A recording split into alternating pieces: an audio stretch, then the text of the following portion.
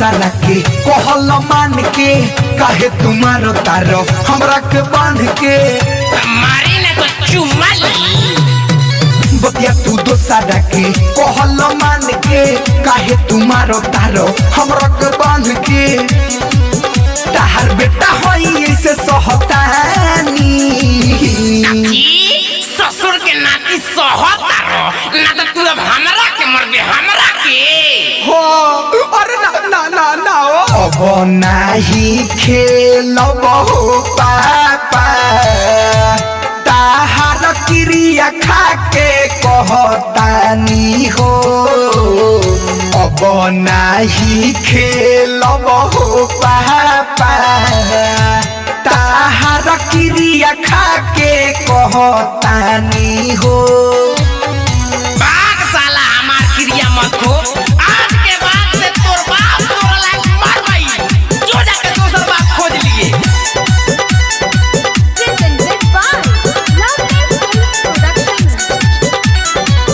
हमारा के मारो तारो काहे घसीट के हारल नइखी पैसा लाइल बहनी जीत के होई त 50 रुपया ले आइल बानी।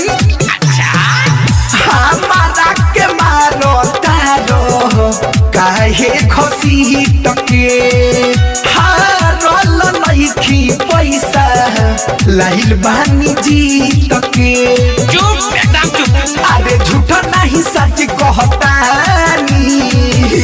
वाह बेटा, बाप के नाम साग पाता, बेटा का नाम परोरा, ससुर के नाती 50 गो रुपया का चीज के लिए आई बड़ा तोहरे कमीनी से घर चलेला। अरे सब दिन ना तो कम से कम एको बेरा चली नू। अब नाही खेलब हो पापा ताहार क्रिया खा के कहतानी हो। अब नाही खेलब हो पापा ताहार क्रिया खा के कहतानी हो। अरे छोड़ ना तो कितना मरबो। म्यूजिक बाय गौरव रोशन।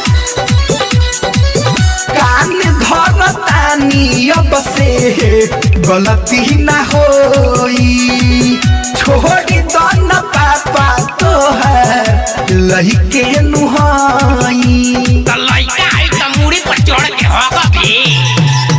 कान धरतानी अब से गलती ना होई छोड़ी दो न पापा तोहर लइके नुहाई। शिव प्रेमी संग कब चल जानी ओकरे चलते तो साला ते बर्बाद भइल बड़ी।